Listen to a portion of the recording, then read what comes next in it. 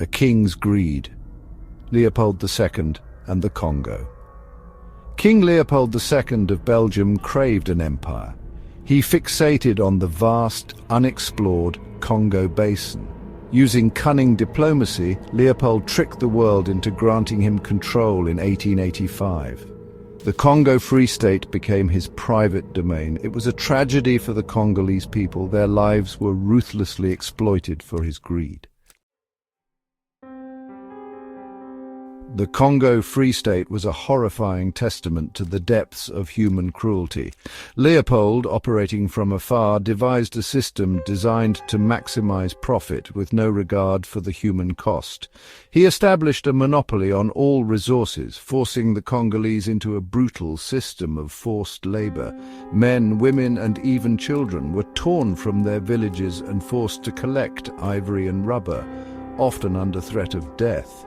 The agents of Leopold's terror were the Force Publique, a private army composed of European mercenaries and Congolese conscripts. They enforced Leopold's will through terror and brutality. Floggings were commonplace, villages were burned, hostages were taken, often women and children, to ensure the men met their quotas. Failure to comply resulted in unimaginable cruelty, including amputation of hands and feet. The quest for rubber, fueled by the booming demand for bicycle and automobile tires, became a death sentence for countless Congolese. They were driven like slaves, forced to trek for days through dense jungle to collect sap from the vines. Starvation and disease were rampant. The lucky ones died quickly. The unlucky ones endured prolonged suffering. The true scale of the horror in the Congo Free State is difficult to comprehend. Millions perished under Leopold's rule. Estimates vary, but historians believe that between 5 and 10 million Congolese died as a direct result of Leopold's exploitation. Disease, starvation, torture, and outright murder, these were the hallmarks of Leopold's reign. The ivory trade, while less extensive than the rubber trade, was equally brutal. Elephants were slaughtered by the thousands, their tusks hacked off to satisfy the European demand for luxury goods. The ivory fueled Leopold's lavish lifestyle, funding his palaces and mistresses while the Congo bled. The Congolese people, despite the terror inflicted upon them, were not passive victims. They resisted Leopold's rule in any way they could.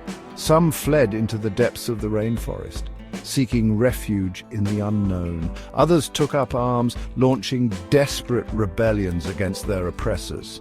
But Leopold's forces, armed with superior weapons and fueled by a ruthless determination, crushed all resistance. Section 4. A legacy of silence and shame. For years, Leopold managed to keep the horrors of the Congo Free State hidden from the world.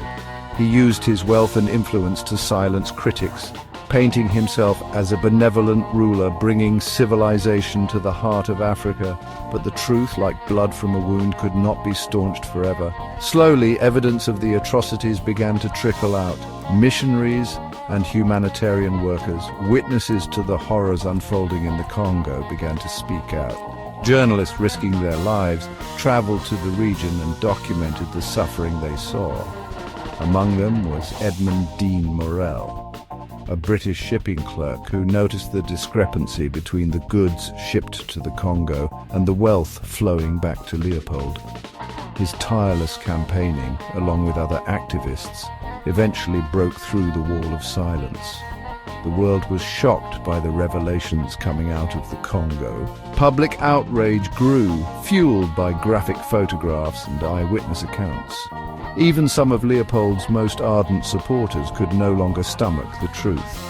The pressure on the Belgian government to act became unbearable. Section 5. Confronting the ghost of Leopold. In 1908, Leopold II was forced to relinquish control over the Congo Free State. The Belgian government annexed the region, transforming it into the Belgian Congo, but the damage was done. Leopold's reign left an indelible scar on the Congo.